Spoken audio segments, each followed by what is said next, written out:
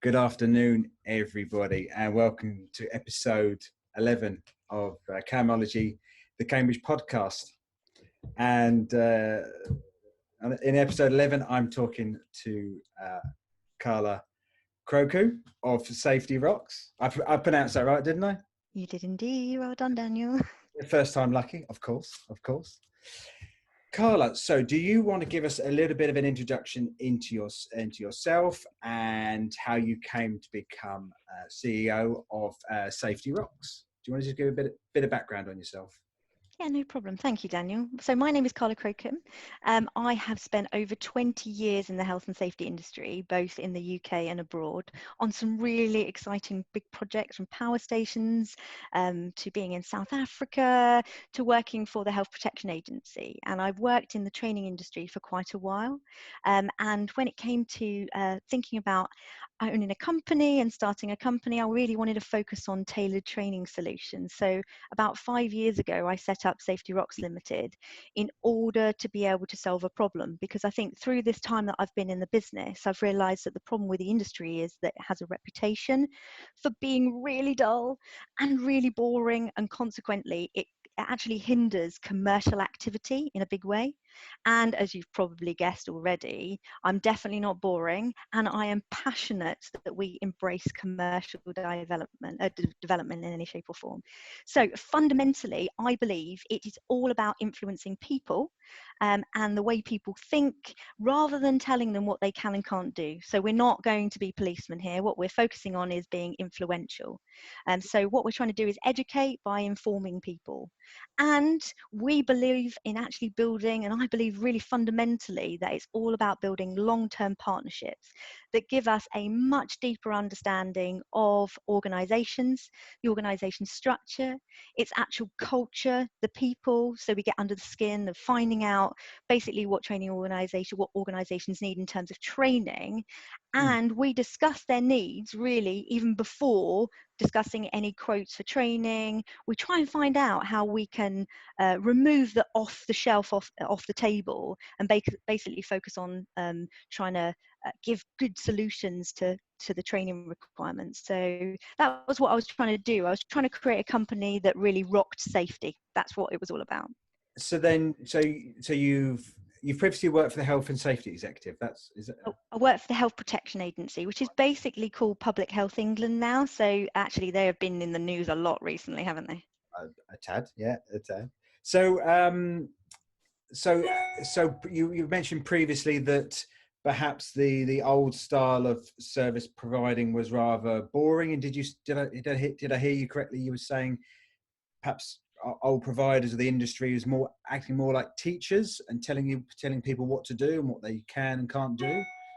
More prescriptive, so saying to people that that they can't do, stopping people doing activities rather than trying to find solutions. So health and safety is not something about stopping people doing work. It's actually more about trying to get people to actually do a job, but just do it safely. And so there are multiple ways of doing that. And the best way of doing it is not by telling people what to do, so you can do that and you can't do that, but by trying to get people to want to do it for themselves. So motivating them to change their beliefs and their attitudes, and also trying to get them to understand the importance and relevance of the safety measures that are in place and what that actually means to them personally. So how do you get, I mean, in your experience, how do you get people to be motivated to sort of, to put these structures in place? Because perhaps you come up against, you come up against perhaps a resistance in the early days when you're working with a client. You do, and depending on the level as well. So one of the things I think is really important is about educating people. So I think we've got a job to do. We should be educating by informing. We should be influencing by informing. We should be doing all the things that we need to do to make sure people understand why they're being asked to do something. So you can't just tell somebody to do something, you must do that, without giving them a reason to do it. And people have different motivational requirements. So what motivates us in life is unique to all of us. And it's trying to find those things that motivate people. And often the levels of education in organisations can vary greatly, and people just don't know things. So if you give people information, they have the ability to be able to make an informed decision. So that's what I mean about by influencing, by informing. It is so fundamentally important that we educate our staff. Mm. And in large companies, it can be quite tricky to do that because there isn't necessarily the mechanism that allows them to do large-scale training for their staff on their own policies and procedures within the market. Whereas what we do is provide truly tailored solutions. So we work with the organisation, we understand its culture, and then we write training specifically for them. And that's where we're different. So, for example, there are loads of companies where you can get off-the-shelf training, but Yeah. it's all about truly tailored solutions. So it fits with their requirements. What's their objective? What are they after? What are they trying to achieve? And what all companies are trying to achieve mainly is a positive health and safety culture. These shared aims and these values and beliefs of the organization that pervade through it in order to make everybody believe that safety is a first priority and their health. Right. And perhaps even more so now, that's perhaps come to the fore, where obviously with COVID-19, the health and safety, specifically the health, perhaps the physical health of their members of staff has come up to the fore. Would you agree with that? So it's become more prevalent in people's minds, hasn't it? So the coronavirus situation has made things really much more prevalent. So in terms of figures in the UK, if we look, every year there are around 28 million working days that are lost. If we look at the 2018-2019 figures, so they're lost. So I can get a grasp on that. They're lost to health and safety issues. Yeah, and that's physical health, mental health. Is that how are those numbers? Yeah. So what's really interesting is that the majority of those are to do with health. So 23.5 million of those days lost, working days lost, are primarily to do with health. The rest of them to do with safety. But if you look at that, 28 million, but 23.5 million of those days are health-related days off, not safety. Isn't that shocking? And that's even then. So I've been touting for a few years now to try and get people to understand that health should be on the top of their priority. So in the UK, we do a pretty good job when it comes to safety. For example, if you don't have a guard on a saw that you're working with, you might cut your fingers off. That's fairly obvious, but some of the nuances around health issues are far more difficult to grasp. Do we even want to face up to our own health issues? When we look at it in the UK, the way we eat, the way we live now, the lack of exercise, the sedentary lifestyles that we lead, they are our own personal responsibility. But organisations are sometimes making people work in jobs where actually their job is actually fundamentally affecting their health. So if you sit down all day, 12 hours a day on a shift, and you don't get up, that has an impact on your health. And employers do have a duty of care. So for example, if I think about it, in terms of looking at the health and safety of our employees have to look at the health, safety and welfare and have to look after that so far as reasonably practicable. So they have to make sure that they look after their employees. And that is physical, and protect them from physical and also psychological harm. So when it comes to the kind of duty of care, employers do have to look after their employees' health, as well as their safety and as well as their making sure that they've got the welfare requirements that they actually need. So it's quite complicated. We do have personal responsibility, but obviously if your work is affecting your health, then your employers need to step in as well and help to control the level of risk. So that's an interesting point. So do you think that gets lost, that companies focus perhaps in their ignorance about people's safety, but not their health? They just give people, I don't know, in a crude example, they give people PPE, but they don't, or they, buy them safety trousers or whatever it may be, but perhaps they neglect their health.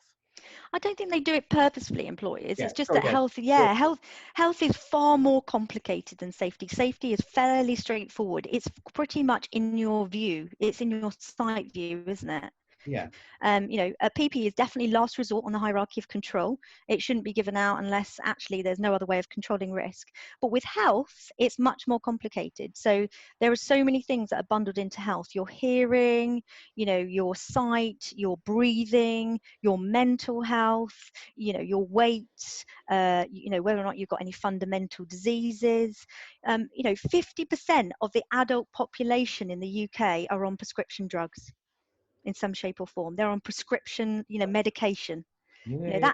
That is a huge amount of people who have, conditions that they need prescription medication or drugs for.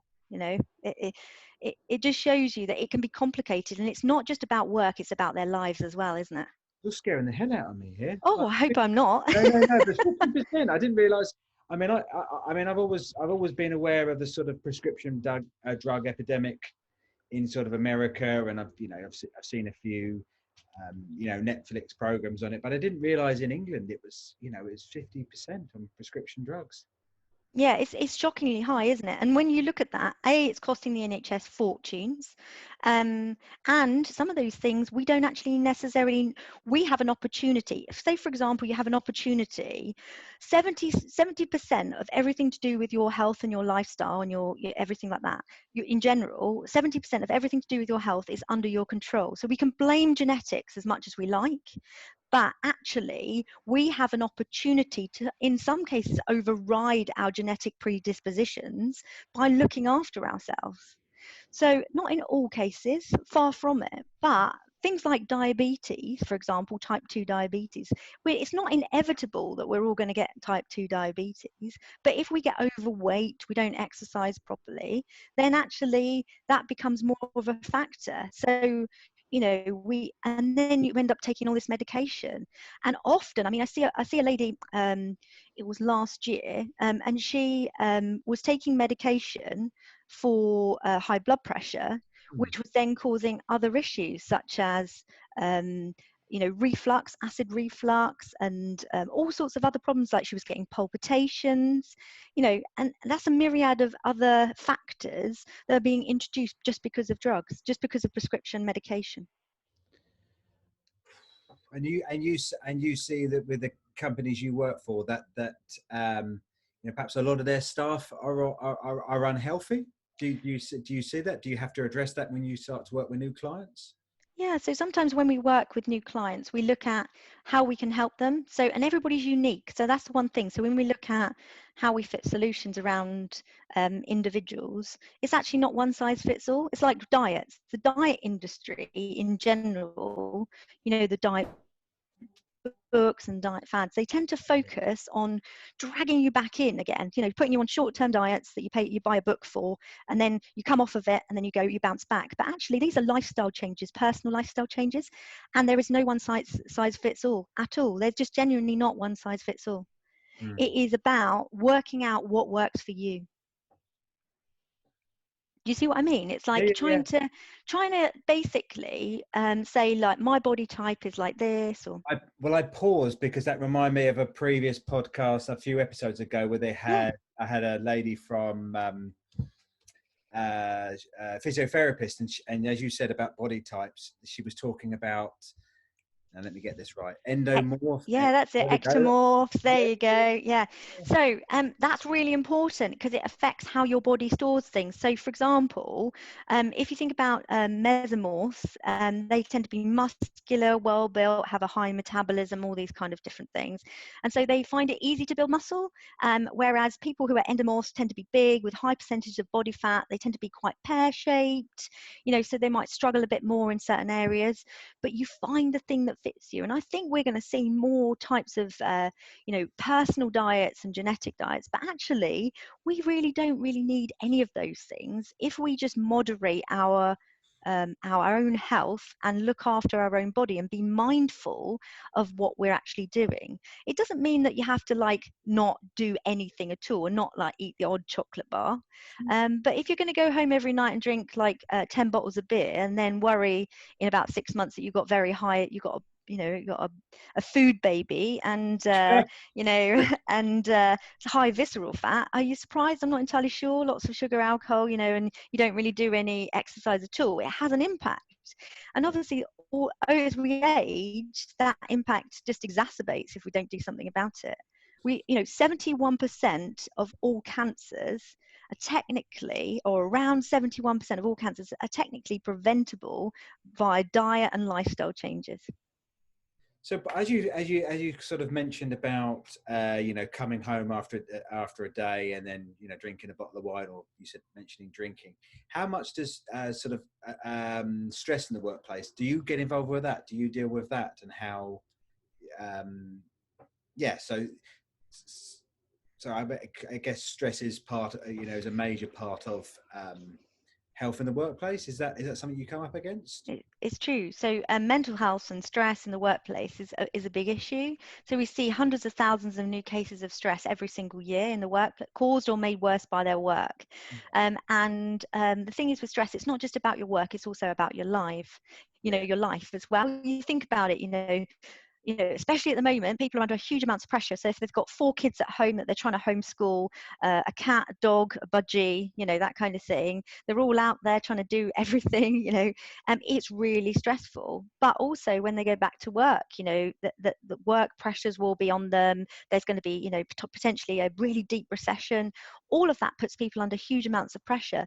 And it's when that pressure becomes so much for people, they get stressed. And chronic stress is incredibly toxic for the body. It affects our sleep patterns, it affects our metabolism, it affects our bodily processes, and it is really damaging for us. But stress and our mood can be regulated by exercise and what we eat. Yeah, I would vouch for that. Yeah, it's true. If you get out there and you get on your bike or you go for a run, you've probably experienced this.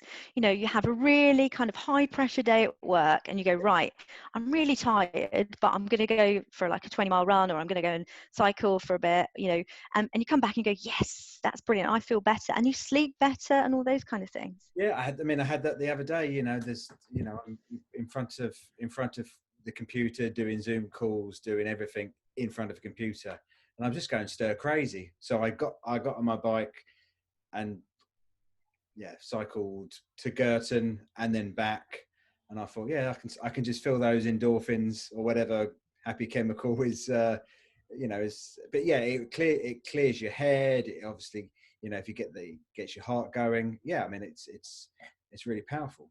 It is. And, sitting down late at night. So, for example, if you're going to sit down late at night and you're going to eat late, that will affect your metabolism. Our bodies are really not designed to be eating late at night.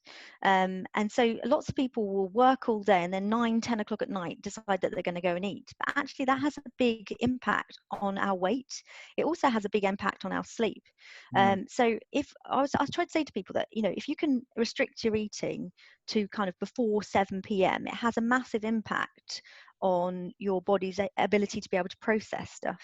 What's your opinion on fasting? Because do you what do they call it? They fast and then your body goes into ketosis. Is that am I murdering that phrase? Yeah, no, it's called ketosis.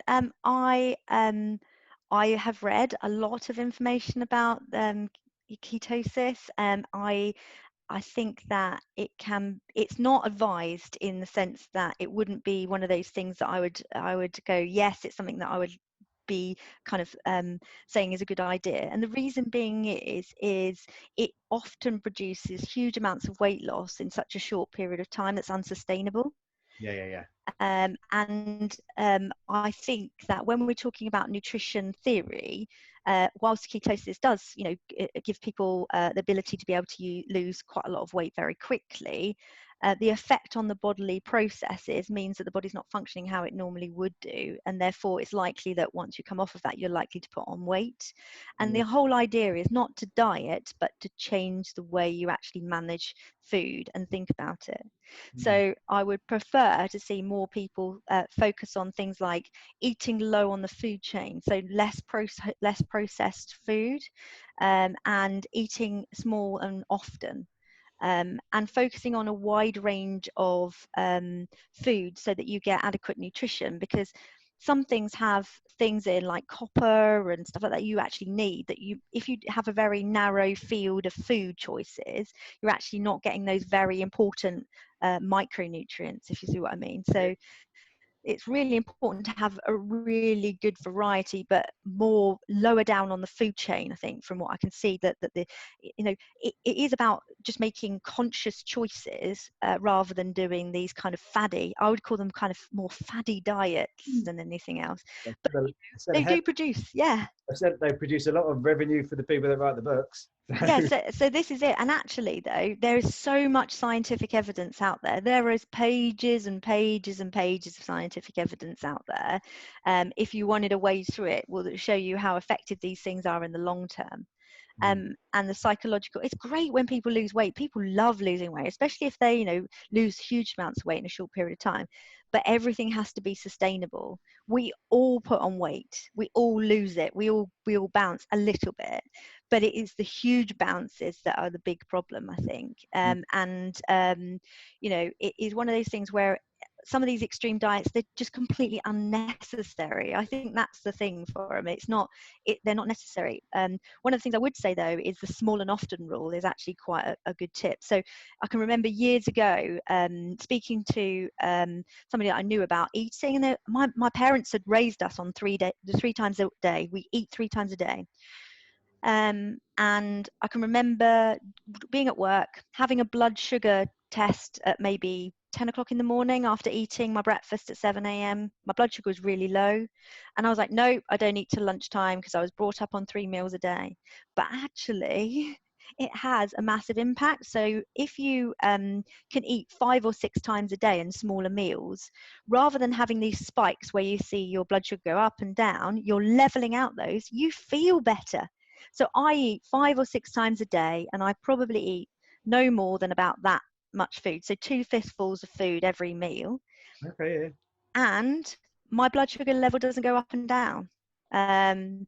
You know, and I don't feel like I'm going to faint, or I don't feel hangry, as we would call it. It has a combination of angry and hungry. Yeah. Me and my wife definitely have those being hangry. Yeah, that's exactly it. So in general, it is all about just trying to be more balanced with reference to how you eat, but that kind of low down on the food chain. Preparing your own meals as well, and there's ways of doing it. Batch cooking, as long as you don't go and eat all the leftovers before they're due, you know, to be eaten the following day. Like, I'll go to the fridge and I'll go, well, where's that thing that was supposed to be for my lunch tomorrow, and it's gone. Yeah. You know? So it's about preparing things, and it's also about eating things that you like and learning to like things that are healthy. Yeah, I like chocolate biscuits. Hey, you can make your own like not chocolate biscuits by getting some oats and some, you know, Soya Krispies and some really lovely dark chocolate. You know, make your own chocolate biscuits. So experimenting as well, and finding things that you like, and trying to avoid adding things like salt and extra sugar to things which you don't actually need. So we had one chap, I think it's at beginning of last year, who came on one of the sessions, and bless him, he was really tall. He didn't have like a, you know, like a well-rounded face, but he did have a well-rounded belly. And he said, my wife feeds me. I don't have any control over any of the food that I eat. I don't have any control. I'm just, you know, subjugated. I just eat what I'm told to eat. And I love this. I think this is quite common. When we looked at his packed lunch, it was basically sugar, because it's all low fat. And for some reason in our psychology, and maybe that's like a 90s thing, maybe it's like a 90s noughties thing where everything had to be kind of low fat and people were focused on low fat, but actually some of that stuff was covered in sugar. You know, it's like the fat was replaced with sugar. You got to taste something. And all our obsession with sweetness. So this is an interesting one. For example, if we sweeten stuff, so if you add sweetener, you are making your body, you're telling your brain that sweet is good for, you know, you like it, you really like it. But if you get used to not adding sweetener, over time your brain will get used to the fact that some things that didn't taste sweet before will now taste sweet. And it's the same thing for saltiness. You know, if you don't add salt, all of a sudden over time your body will get used to the fact that you're not adding so much salt, and something that, you know, previously didn't taste salty, like smoked salmon, might Yeah. all of a sudden say taste really salty to you, because your body has got really used to not having that. Yeah. So it's just training your brain. So um, I love food, I love cooking, you know, and I love eating, but I would literally, my food choices will be based on fundamentally, A, what I want to eat, but also what I think is going to be good for me. As we're machines, aren't we? After all, what you get, what you put in, you get out, I guess. Right. So Can yeah, we I mean, can we go back a few steps, because yeah, of course. you're mentioning in the introduction, or your own introduction, we chatted before I pressed record about your time in South Africa. So Oh yeah. that's on face value, that sounds a really exciting time. So what were you getting up to over in South Africa professionally? Okay, so my husband at the time had been asked to go across to South Africa on a power station project to be the emergency services manager, Yeah. and to set up a power station from the beginning. And so he asked me, do you want to come to South Africa with me for a couple of years? And so I said, yeah, let's go. You're going to say no, are Um, you? no, no way. God, life is short, isn't it? You have to go. So we went over there, and I had massive opportunity to work over there, because South African culture is really quite different to ours in the UK, Okay. in the sense that it is Health and safety culture, or or culture in general. Sorry. Or in every way, to be honest. But in health and safety, particularly because their value of life is quite different to ours, and their life expectancy is quite different. So on average in South Africa, the average life expectancy is about 42. bloody hell. Yeah, it's quite different to us, Another one isn't of it? your stats that's scaring the life out of me. 40, Sorry. no. 42. Yeah, it is really different, and their value of life is quite different to ours. You know, let's take the UK. When it comes to health and safety, we enforce. We have the health and safety executive. As a whole, we're not. You know, we look after each other. We're as a nation, we're quite responsible, and we follow rules. Well, the lockdown was a perfect example of that, isn't it? We're quite rule abiding. And in South Africa, it's not really the same, and their value of life and the level of education amongst the general population is quite different. And so they really don't get it. And also, they live a lot of the population live very hand to mouth, so they don't really look at chronic diseases as being a big issue. So I did a thesis on silicotuberculosis whilst I was over there, looking at the relationship of the kind of the type of culture that they have there, and their instances of kind of diseases such as silicosis, and also infectious agents such as tuberculosis. But it's really very interesting to see the differences. So as a country, it's incredibly different. It is incredibly beautiful, unbelievably beautiful. Yes. And an experience of a lifetime, to be honest. Amazing from a safety perspective. So I have managed to do loads of data collection. They do blastings. There's a lot of bedrock there, so they tend to do quite a lot of blasting. So when they're installing the turbines and the kind of platform and the the undercarriage of the turbines, they tend to do a lot of blasting, and that produces lots of crystalline silica quartz. And so we got to do measurements, got to do some really exciting kind of things out there, which you just wouldn't do from both a personal point of view and a work safety point of view. And it gave me the opportunity to actually finish my international diploma whilst I was out there. So the British Council were out in South Africa, and supported the examination process for me as well, which was really good. Wow. Yeah, Sounds an amazing time. yeah, but absolutely brilliant place. If you have you ever been, Daniel? No, I haven't been, but I can't find the book at the moment. But I would. What I wanted to show you was a book on South African plants and South African plants used in South African meadows. Let's just say that. So I've been reading that for the last couple of months. So and I've been seeing lots of little pretty pictures of South African meadows, and yeah, so my head is pretty much in South Africa looking, I like to see plants in the wild. So I'm a bit jealous of you, to be honest. Echinacea. So echinacea is a South African plant which is used for medicinal purposes in the UK, but very pretty and very pink. Yes. Hay fever, isn't it? You take it for hay fever? Is that For right? colds and flu, usually to help you with the symptoms of cold and flu. Yeah, it's amazing, isn't it? So there's some really lovely, it's amazing. And the trees, the acacia trees and the flat tops and all that kind of thing, Yeah. amazing. But, from a safety point of view, it's really interesting to kind of, I did all the South African safety qualifications because it's always useful to do whilst you're over in country. And their view on safety is different to ours. But, it is one of those things that the safety legislation is not that different from ours. It's just that culturally, fundamentally, the way they value life is very different. They live much more, from each day. So, it's about feeding their family each day rather than what we look at. We look at more long-term things. I think we're planners. That's so interesting because when I've got two brothers, and my elder brother spent a lot of time in South America, and he uses the exact same phrase. It's this hand to mouth, and how they value life out there. It's a totally different culture, and we're planning. We're planning for a retirement, planning for the for the time of the sun at the end of our retirement. But yeah, you're that's so interesting that they do value life in a different way. So do they have the equivalent of the health and safety executive in South Africa, or what's? Yeah, they do, but they do not enforce in the same way that we do. Their enforcement levels, we undertake loads of enforcement in the UK, and they just do not enforce in the same level. They have some interesting things in their occupational health and safety law, very much copied from the UK.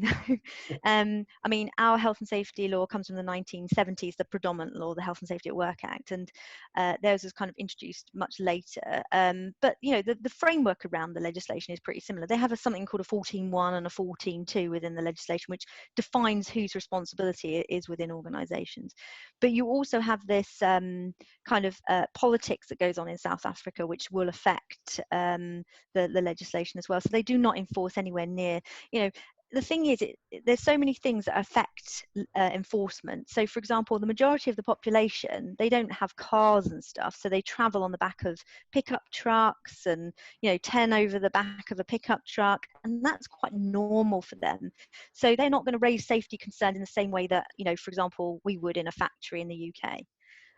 So their enforcement levels are quite much lower. But like any developing country, they have challenges around culture and things like that anyway. And we are different just in general. Our culture is completely different in the UK. But they do have an enforcement agency. I worked with the National Occupational Safety Association in South Africa when I did qualifications there, as in I did my qualifications at NOSA as well.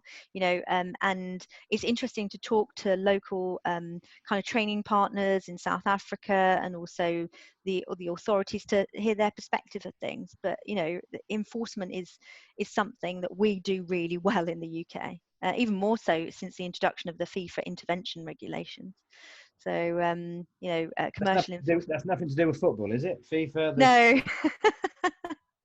We do a good job. We do a good job of enforcing in the UK, I think. But it's the health part for us. I think all nations really struggle. How do you deal with collective health? Most people bury their heads in the sand about their own health. Yes. It's not going to happen to me. Yeah, it's never going to happen to me. This kind of whole, until it happens, people just really take no notice. Oh yeah, I've got a healthy diet. And when you listen to them, they're smoking 20 fags a day, and never get out there. And people do bury their heads in the sand, don't they? It's very difficult to deal with collective health. Yeah, you don't want to look at yourself in the mirror, do you? You don't want to. And it's that kind of reactionary way of dealing with it. I've got it's come to a fore. I've got a problem. I must deal with it when it comes up, and you've got to face it. But yeah, this is true. It is really, I mean, it becomes, most of the time when people think about health, it becomes unbelievable to us. For some people, they just think that they are going to live forever. So it becomes, unless it's actually specifically relevant to us, how do you think about kind of trying to direct human behavior. I mean, we have to collectively believe that looking after our own health is important, and we also need companies to understand that looking after their staff health is important too, because actually if their staff are unhealthy, they're usually less productive. You know, Yeah. if they've got problems with poor mental health or poor physical health, they're usually less productive. And if you can get more production out of people, surely companies will be interested in that. So do you work with, it sounds like you must work with sort of the HR department in these companies. So you get to, you get to the sort of the decision makers that are dealing with HR. Is that, have I understood correctly? Yeah, so usually HR and health and safety professionals within organisations tend to work hand in hand. So back when I was a health and safety manager, I've had quite a varied career and you know, worked for different organisations. You know, you used to work hand in hand with a HR department, and some things around mental health, often HR departments lead on, and other things around health and safety lead on. So things like occupational noise and things like dealing with dust tend to fall under the remit of health and safety professionals, whereas HR tend to get more involved with some of the stuff to do with mental health, but not always. It's always, you know, depends on what organisation it is. Often it's a mixture of the two departments who tend to kind of lead on these things. And then just so I understand, so you're more focused more on the health side, or do you deal with both the safety side and the health, or are you more focused on the health? We do both. So I obviously started up Safety Rocks. So Safety Rocks was the first kind of company that I created. And then under the banner of Safety Rocks, I created different brands. So we have Health Rocks, which deals with majority of things like nutrition, things like injury prevention, incredibly important in businesses. So lots of companies do things like manual handling, but injury prevention is really important, more so than, you know, looking to trying to deal with things in a static way. The other thing about is weight management. So again, there are lots of kind of faddy diets out there and quick fixes and cabbage soup diets and all sorts of stuff. But actually, weight management is a long-term process, and it's trying to teach people the skills to manage their own weight individually. So what are the things that we actually need? What are the things that we need to function? You know, most people don't even know how many calories they need to eat in a day just to breathe. So things like their basal metabolic rate is really important. Tips on how to increase their metabolism, and you know, looking at their sleep patterns, because sleep affects your metabolism, also affects your weight. So a whole range of different things around that. So there's loads of things we can teach people. So we do food planning for people, weight management, exercise programs. And we tend to go in and do like days for people where we put them on a Tanita machine, you know, the one where you stand there and you get how much fat you've got and what's visceral fat and What you hold on to something? Is that what you were doing? Or yeah, you can hold on to something and you put your feet on a pad and it fires things. It tells you what's going on inside. You know, it might say, you know, somebody tells you your metabolic age. So there's one lady who got on, she was 44 and it came out as 72. She was not impressed. okay. I was like, wow. Okay, so metabolism is really important. And as we age, it sometimes can get a bit sluggish, you know, menopause for women, you know, the kind of thing. So it's finding ways of trying to boost your metabolism and make sure it's working effectively. You know, how much muscle you've got on your body. It will tell you all sorts of stuff. It's fascinating. It gives people an indication of their level of visceral fat. That's the dangerous white sticky stuff that's around your internal organs in your midriff. Precursor really, in terms of looking at a long-term internal inflammatory response. Tells people whether or not they're obese. Sometimes they don't want to know, but maybe they might be. Then we can look at their body composite measurements. So if people are holding lots of fat around their abdomen, that's usually a bad sign. So sometimes people are larger because they're structurally more muscly. Or you see people that come out as having a high BMI, but actually structurally they are muscly. And when you look at how much muscle they've got in the body, sometimes their BMI doesn't really reflect the fact that they might have quite a trim abdominal area. We look at the kind of ratios between abdominal area and the rest of the body. It's fascinating, isn't it? I'm blown away by this. Yeah, Again, it's fascinating. There's so many things that the thing is, a lot of nutrition theory and all of it. Your body is a fascinating thing. It genuinely is. It literally, it can repair itself. If you look after yourself, you can repair stuff. You're never going to deal with traumatic injury. You're never going to be able to like miraculously repair trauma, but you can ultimately take care of yourself and reverse damage. And not not in every single case, but your food, your lifestyle in general, it's all interlinked. If you want energy, so some people look at people and go, oh my god, how old are you? How old are people? How have you got so much energy? Well, what you eat, how you sleep, how much exercise you do has an impact on that. Also your love of life. So remember that actually we have to like what we do. Yeah. No, That's important, isn't it? Well, but how many people? Yeah, but how many people do a job because I don't know they've forced into it by pushy parents, or they were I don't know, or they took a job and pays well and pays the bills, and they're not really happy, but it pays the bills. Do you know what I mean? It's all interlinked. The health of our mind and our body is interlinked. So it is really what you say is right. How many people do jobs? I try to say to people that if you find something, we spend so much time at work. Yeah. We just genuinely do. If you find something that you love doing, you are going, even if it doesn't pay so much, if you have a more balanced life, it definitely, and you're happier and you feel more content, that's more important than anything else. Because if you're doing a job every day that you hate, genuinely, at some point it's going to catch up on you. Yeah.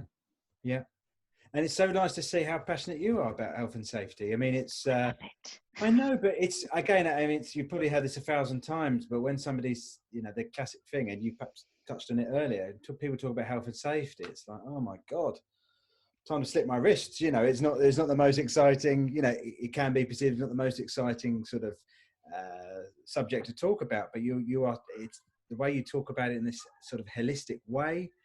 And not sort of compartmentalizing it all. So it's just health, it's just safety, it's all combined, isn't it?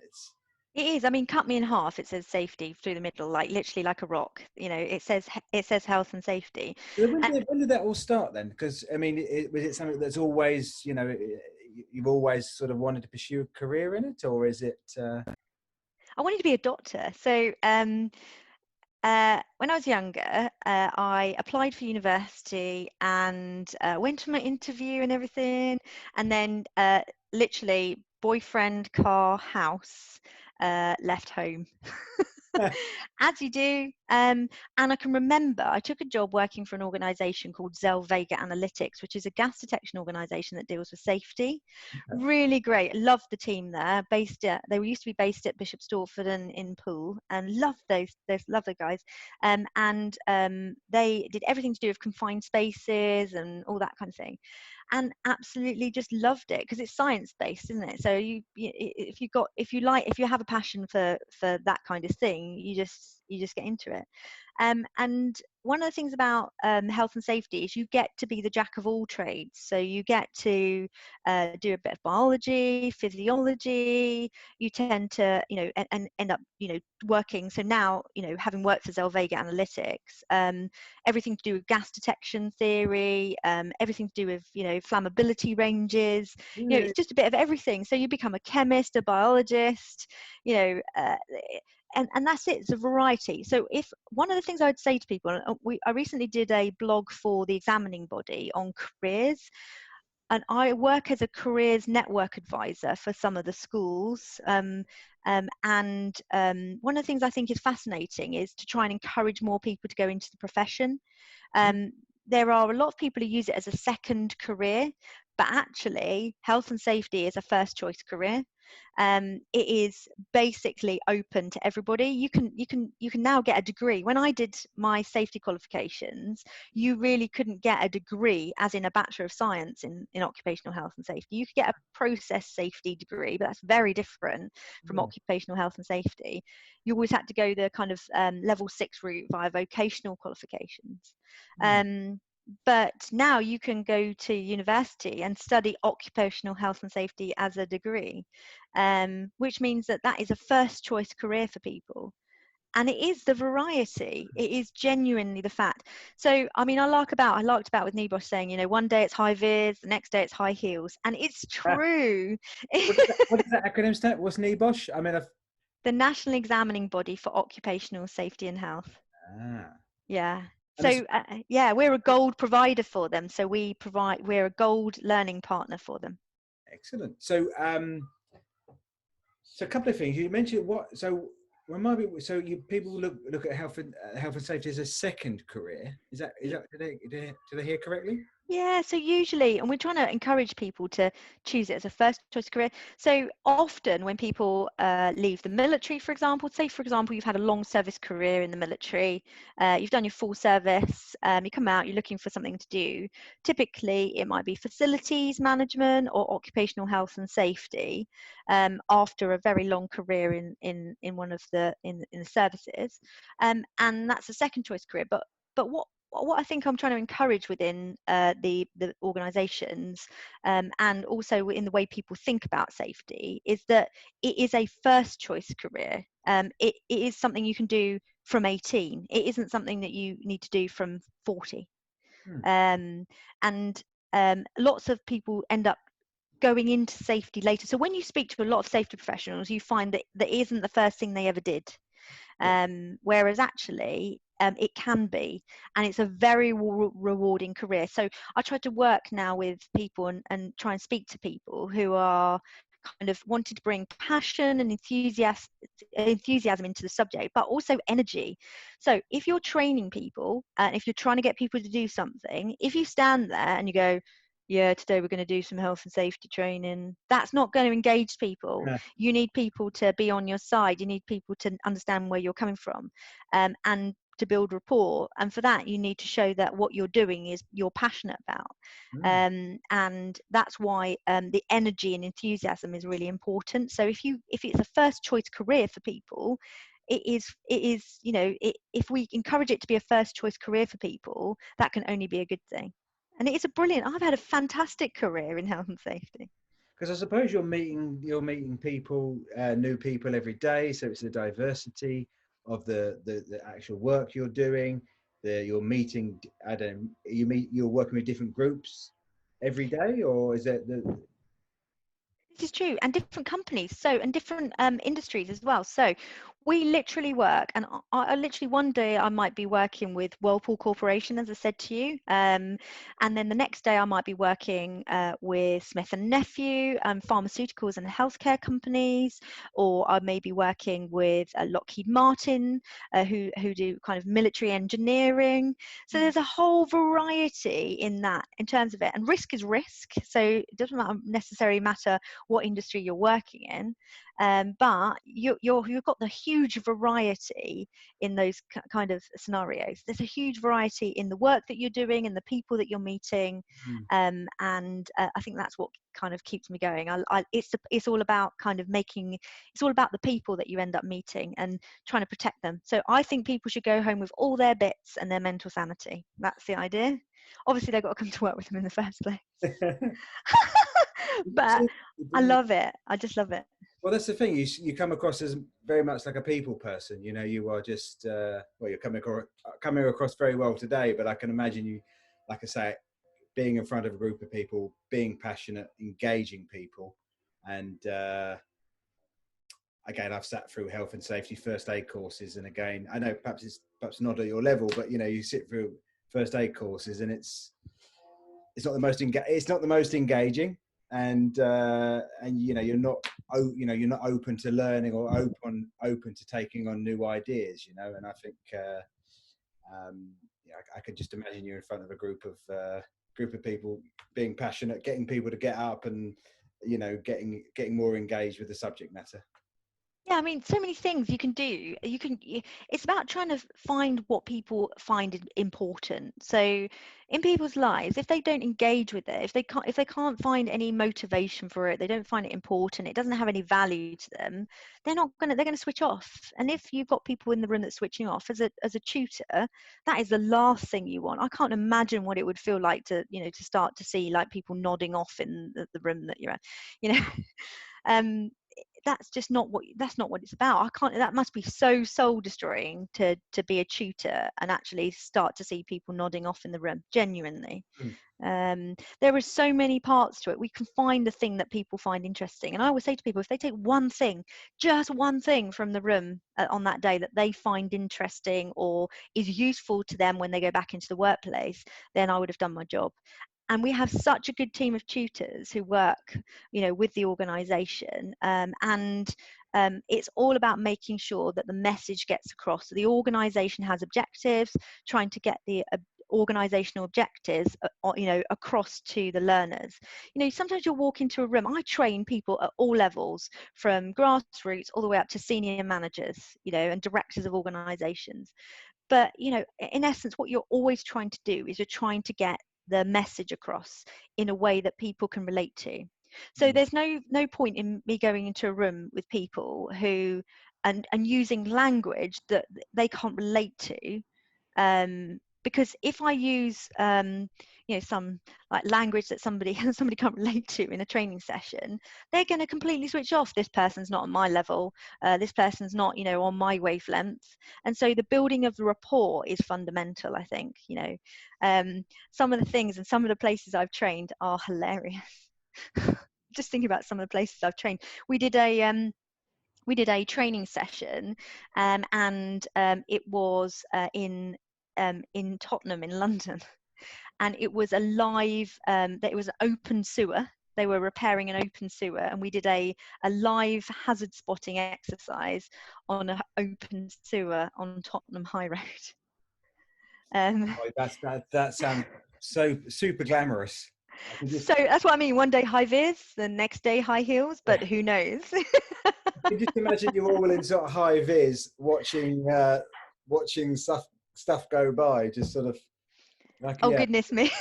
So one of the guys is there like drinking water, eating his sandwich whilst the series open's like, yeah, okay. Don't think, nowadays what's really funny with the coronavirus, that's the situation that's occurred, is all of a sudden people are now aware of microorganisms. They're aware of pathogens, and viruses, bacteria. People are like, whoa. And beforehand people would never have thought that these things existed. It's like people were ignoring the fact that these things exist.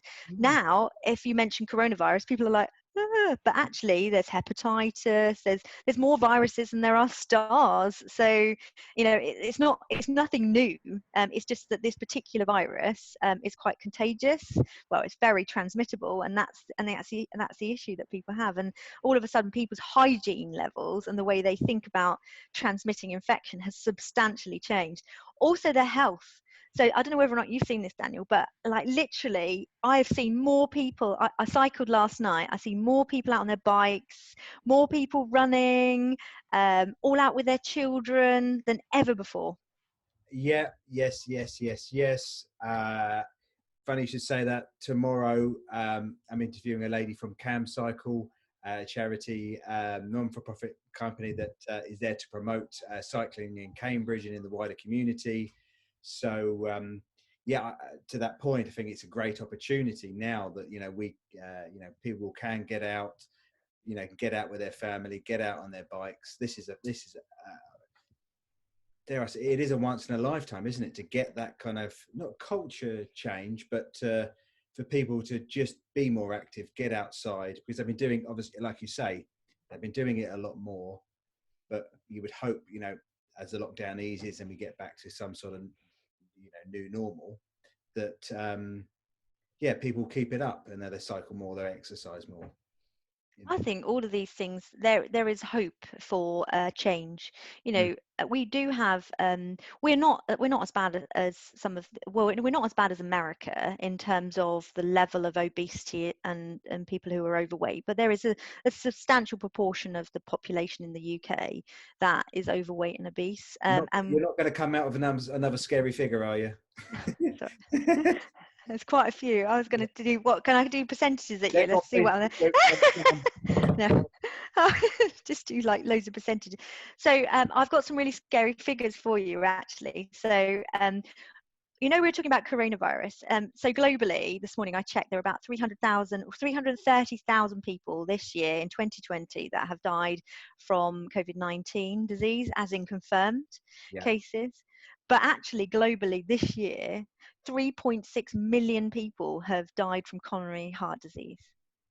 So 3.6 million people have died from coronary heart disease this year already.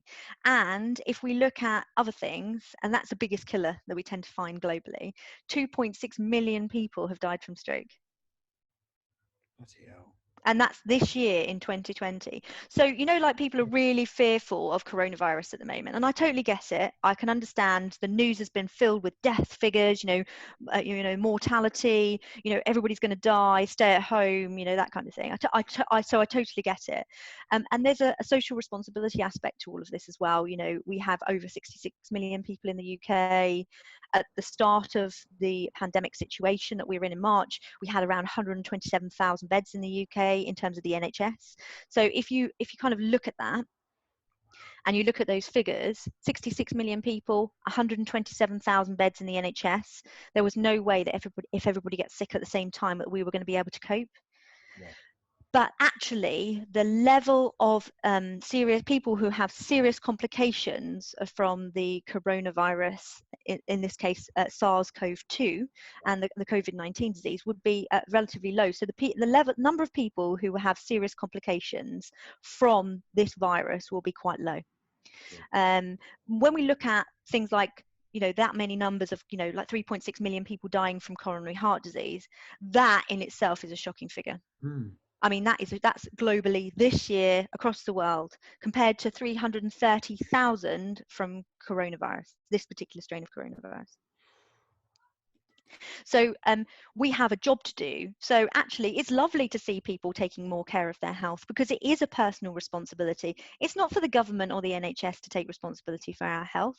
To a certain degree, organisations need to help people maintain their health and not put them into jobs that are going to damage their health as part of that job itself. So they have a duty to look after their physical and psychological health. But we also have a duty to do that as well. Before it gets to the having to staple your stomach and gastric band kind of scenario, there are always going to be examples where people genuinely have illnesses which cause them to put on weight, and we know that. But for the majority of people, it's actually the way we live nowadays that actually causes the issues with weight and the nation's health. Yeah, do you scary figures? You love my scary figures. I am the queen of statistics. Yeah, you come across as somebody who likes numbers. So, so I feel that if you haven't scared the life out of everybody listening. Well, this is an interesting thing about health. When we look at the numbers of days off, I said to you about the 23 million working days lost from work from ill health. Since 2010, basically that number has been broadly flat. So we are clearly not getting any better with health. Yeah. Especially in the workplace. We're seeing more cases of people coming through with anxiety and stress. Now, we know that has some impact because from people being made more aware, so people doing mental health first aid training, more managers being aware of spotting issues with staff when they get stressed. But it's not just about mental health, it's about physical health. And never has that been more pertinent than now. Yeah. Yeah. So yeah, it's fascinating. So if you didn't get on your bike before, get out there and get some exercise every day. Get some sunshine and look after yourself. I'll try my best. So I think that's a really nice place to wrap it up. Brilliant. Good stuff. Thank you very much.